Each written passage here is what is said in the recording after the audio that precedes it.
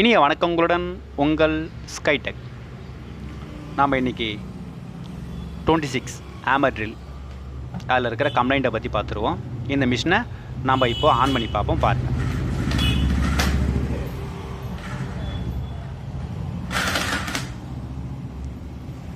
On பண்ணி பார்க்கும்போது தெரியும், உள்ள சத்தம், இடிக்கிற சத்தம் கேட்குது. ஏதாவது உடஞ்சிருக்கணும், இடிக்கிற சத்தம் கேட்குது. இதை நம்ம வேகமாக ஓட்டினோம் அப்படின்னா இது உள்ளே இருக்கிற மற்ற பொருளை டேமேஜ் பண்ணுறதுக்கு வாய்ப்புகள் அதிகமாக இருக்குது. அதனால் நம்ம இதை அதிகமாக ரன் பண்ணல. நாபை கழட்டி எடுத்தாச்சு. இப்போ நம்ம பாடி ஸ்க்ரூவை கழட்டிக்கலாம். பாடி ஸ்க்ரூவை கழட்டி எடுத்தோம்னா மிஷினை ஓப்பன் பண்ணி நம்ம என்னன்னு ஏதுன்னு சொல்லிட்டு பார்த்துடலாம். இது வந்து போஷ் கம்பெனி. இது இப்போ பாடி ஸ்க்ரூவை கழட்டி எடுத்தாச்சு. இப்போ கவனிக்க வேண்டிய ஒரு விஷயம், நம்மளுக்கு முன்னாடி வேலை இருக்கா பேக் சைடில் வேலை இருக்கான்னு சொல்லிட்டு பார்த்துக்கணும். ஃப்ரண்ட் சைடு செட்டில் ஓடனா இந்த இடத்துல டெஸ்டரோ ஸ்க்ரூ டிரைவர் விட்டு லைட்டாக ஒரு புல் பண்ணோம் அப்படின்னா ஃப்ரண்ட் சைடு தனியாக வந்துடும். இந்த இடத்துல விட்டோம் எடுத்தோம்னா ஃப்ரண்ட் சைடு தனியாக வந்துடும். ஓகேங்களா? ஃபஸ்ட்டு நம்ம ஸ்க்ரூ டிரைவர் வச்சு காட்டணும் பார்த்தீங்களா, அந்த இடத்துல வச்சு பேக் சைட்லேருந்து புல் பண்ணோம் அப்படின்னா பேக் சைடு செட்டு தனியாக வந்துடும். நம்மளுக்கு ஆர்மச்சூரு, கார்பன் ப்ரஷ்ஷு அதெல்லாம் கம்ப்ளைண்ட் அப்படின்னா பேக் சைடில் ஓப்பன் பண்ணி எடுத்து பார்த்துக்கலாம். ஃப்ரண்ட்டில் மெக்கானிசம் ஃபால்ட் அப்படின்னா ஃப்ரண்ட் சைடு ஓப்பன் பண்ணி பார்த்துக்கலாம். இப்போ இதில் ஓப்பன் பண்ணதில் பார்த்தீங்கன்னா பிஸ்டன் உடஞ்சிருக்கு. பிஸ்டன் வந்து உள்ளே லாக் ஆகிருக்கு. ஏன்னா மேலும் இடித்து பிஸ்டன் வந்து உள்ளே லாக் ஆகி போச்சு. பிஸ்டன் வந்து அலுமினியத்தில் இருக்கும். அலுமினியம் கேஸ்டைன். ஓகேங்களா? இப்போ நம்ம அதை தட்டி ஓரளவு, ஏன்னா இடித்து அப்படியே மழுங்கிருக்கு, அதுக்கு ஓரளவு தட்டி உள்ளே தள்ளிடலாம். ஃப்ரண்ட் சைட்லேருந்து இப்படி தட்டி எடுத்துடலாம் அப்படின்னு சொல்லிட்டு நம்ம பிளான் பண்ணலாம். ஸ்ட்ரைக்கருக்கு முன்னாடி ஒரு ஆமர் ஒன்று இருக்கும், அந்த ஆமர் வந்து தடுக்கும். ஸோ அதனால் ஃப்ரண்ட் சைட்லேருந்து தட்டி எடுக்க முடியாது. இப்போது நம்ம உள்ளே இருக்கிற பிஸ்டனை வந்து நம்ம ரொட்டேட் பண்ணால் ஓரளவு ஃப்ரீ ஆகிடும். நம்ம பிடிக்கிறதுக்கு வாட்டலன்றதால நம்ம பிட்டை லாக் பண்ணியிருக்கோம். இப்போ அந்த உடஞ்சி போன பிஸ்டனில் நம்ம ஸ்க்ரூ டிரைவர் விட்டு ரொட்டேட் பண்ணோம்னா ஃப்ரீ ஆகிடும். இப்போ நம்ம ஃப்ரீ பண்ணுற வேலையை தான் பார்க்குறோம். ஃப்ரீ ஆகிடுச்சு அப்படின்னா தட்டினா பிஸ்டன் தனியாக கீழே கழண்டு விழுந்துடும். எல்லா நேரமும் இதே மாதிரி இருக்காது. ஸோ இது கொஞ்சம் பிரச்சனைக்குரிய விஷயம் தான். இப்போ பாருங்கள், பிஸ்டன் ஃப்ரீ பண்ணோடனே தானாக வந்துடுச்சு பாருங்கள். இப்போ நம்ம இந்த பிட்டை கழட்டி எடுத்துடலாம்னு நினைப்போம், ஆனால் கழட்ட முடியாது.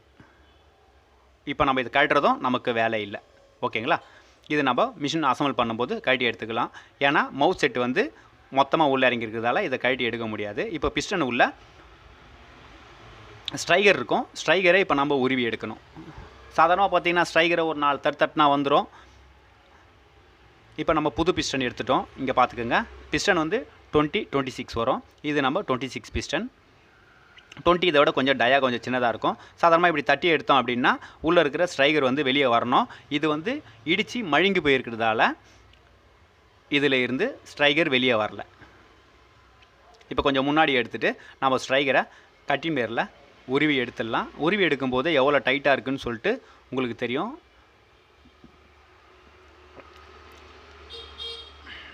நம்ம ஸ்ட்ரைகர் வேணுன்றதுக்காக தான் கட்டுறோம், இல்லைனா இது அவசியம் இல்லை, விட்டுட்டு போயிடலாம். இப்போ நம்ம அசம்பிள் பண்ணும்போது புதுசாக போடும்போது ஸ்ட்ரைகர் நம்மளுக்கு தேவைப்படுது, அதனால் அதை எடுத்தே ஆகணும். இப்போ பாருங்கள், எடுக்கிறதுக்கு எவ்வளோ கஷ்டமாக இருக்குது பாருங்கள். இவ்வளோ டைட்டெல்லாம் இருக்காது, சும்மா ஓரளவு டைட் இருக்கும், ஏர் டைட் மாதிரி இருக்கும், அவ்வளோதான் இருக்கணும். இது அதிகமாகவே இருக்குது. இப்போ நம்ம மிஷினை வந்து எம்டியாக ரன் பண்ணி பார்த்துக்கலாம். இப்போ பார்த்தீங்கன்னா தெரியும், மிஷின் ஓடுறது. உள்ளே உடஞ்ச பீஸு அப்படியே இருக்குது. பிஸ்டனுடைய பேலன்ஸ் பீஸு ப்ளஸ் பிஸ்டன் பின்னு உள்ளே தான் இருக்குது. இப்போ நம்ம அதை கழட்டி எடுத்தால் தான் நம்ம புது பிஸ்டன் நம்மளால் போட முடியும். இப்போ இந்த இடத்துல பார்த்தீங்கன்னா ஒரு தகுடு மாதிரி இருக்கும்.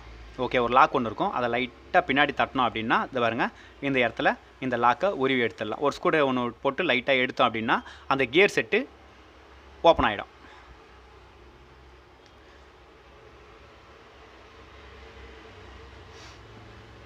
ஸ்க்ரூ டிரைவர்லேயே தள்ளனா வந்துடும். இப்போ கியர் செட்டு ஓப்பன் ஆகிடுச்சு. இப்போ கியர் செட்டை எடுத்துகிட்டு இப்போ நம்ம எடுக்கணும்னு அவசியம் இல்லை, ஏன்னா க்ளீன் பண்ணணும். இப்போ உடஞ்ச பிஸ்டன் பீஸ் இருக்குங்களா, அதெல்லாம் உள்ளே இருக்குது. அதெல்லாம் எடுத்துகிட்டு பக்காவாக க்ளீன் பண்ணிக்கலாம். ஏன்னா க்ளீன் பண்ணாமல் போட்டோம் அப்படின்னா பிஸ்டனோ இல்லை கியரோ ஏதாவது டேமேஜ் ஆகிறதுக்கு வாய்ப்புகள் கொஞ்சம் ஜாஸ்தியாக இருக்கும். அதனால் நம்ம உடஞ்சி போன பீஸு இதெல்லாம் எடுத்துகிட்டு நம்ம க்ளீனும் பண்ணிடலாம். புதுசாக க்ரீஸ் அடிச்சிக்கலாம் நம்ம.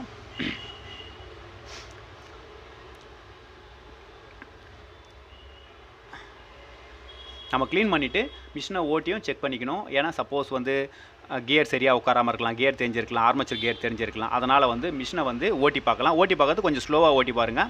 ரொம்ப வேகமாக ஓட்டிங்கன்னா ஃப்ரண்ட் செட்டை பிடிச்சிக்கிட்டு ஓட்டி பார்க்கணும், வேறு ஒன்றும் இல்லை.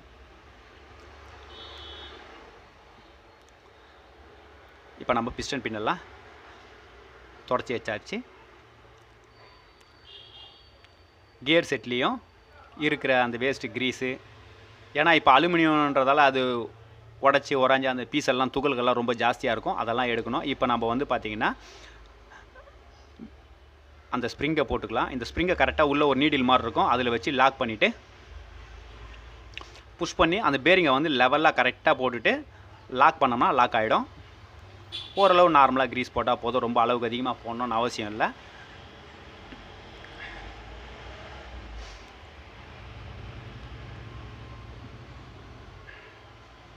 கழட்டின பொருளை மறக்காமல் அப்படியே போட்டுருங்க. இது ரொம்ப ஈஸி தான்.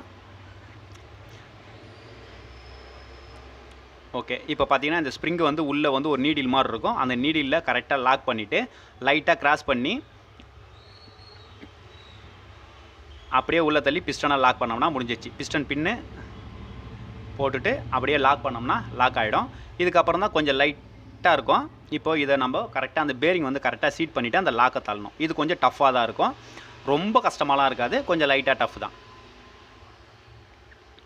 ரொம்ப ஈஸியாக மெக்கானிசம் பொறுத்த வரைக்கும் ஸ்பேர் பார்ட்ஸ் நல்ல மார்க்கெட்டில் அவைலபிளாக கிடைக்குது. ஒன்றும் இல்லை, போஷ் மிஷின்றதால இதோடைய ஸ்பேர் பார்ட்ஸ் கொஞ்சம் கூட இருக்கும். நார்மல் லோக்கல் மிஷின் போது ஸ்பேர் பார்ட்ஸ் வந்து ப்ரைஸ் வந்து கொஞ்சம் கம்மியாக இருக்கும், அவ்வளோதான் வித்தியாசம். மற்றபடி பார்த்தீங்கன்னா வேலைப்பாடுகள் 2 மிஷின்லேயும் ஒன்று தான். இது கொஞ்சம் ஸ்மூத்தாக ஓடும், மற்ற மிஷின் கொஞ்சம் சத்தத்தோடு ஓடும், அவ்வளோதான்.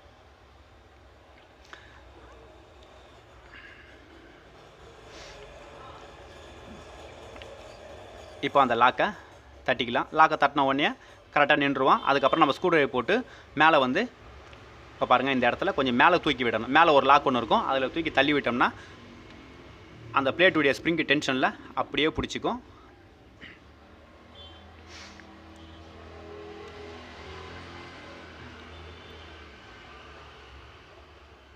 இப்போ நம்ம இதை ஓட்டி பார்த்துடலாம். இங்கே பாருங்கள், இப்போ நம்ம பிடிச்சிருக்கிற மாதிரி பிடிச்சிட்டு ஓட்டினீங்கன்னா நீங்கள் வேகமாகவே ஓட்டி பார்க்கலாம். அப்படி பிடிக்காமல் ஓட்டினீங்கன்னா சில நேரத்தில் லூஸ் ஆகிடும். பேக் செட்டு மேலே வரத்துக்கு வாய்ப்புகள் கொஞ்சம் ஜாஸ்தி. இப்போ நம்ம வேணுன்ற அளவு கொஞ்சமாக க்ரீஸை அப்ளை பண்ணிக்கலாம்.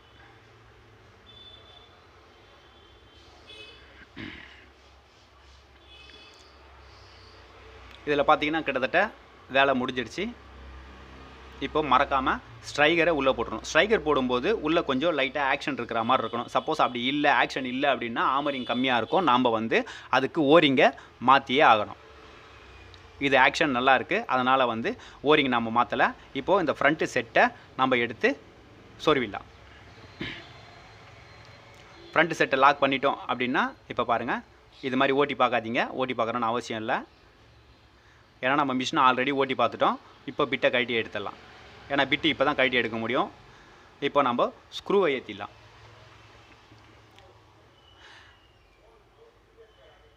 பிஸ்டன் வந்து பொறுத்த வரைக்கும் ஆம்பரிங் பிரச்சனை வந்ததுன்னா ஒன்று பிஸ்டன், இல்லைனா ஸ்ட்ரைகர், இல்லைனா ஸ்ட்ரைகருடைய ஓரிங், இந்த கம்ப்ளைண்ட் இருந்தது அப்படின்னா கம்பல்சரி ஆமரிங் பிரச்சனை வரதான் செய்யும். அதே சமயம் நம்ம ரொம்ப காலமாக யூஸ் பண்ணிக்கிட்டே இருப்போம். யூஸ் பண்ணி உள்ளே இருக்கிற க்ரீஸ் எல்லாம் வெளியே வந்து உள்ளே க்ரீஸே இல்லைனாலும் ஆமரிங் ஆகாது.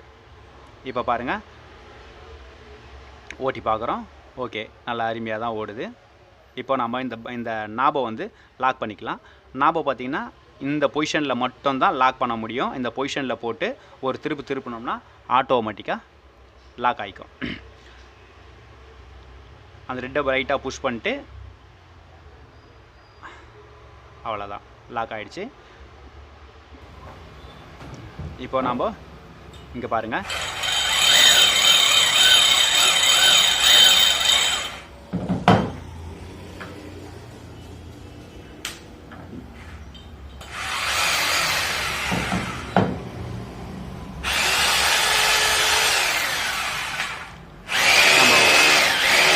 போடுறதுக்கு ரோட்டரி ஆமர் உடைக்கிறது 3 செக் பண்ணிக்கிறோம். Okay, clear. இந்த மிஷின் ஓகே, ரெடி. நன்றி, வணக்கம்.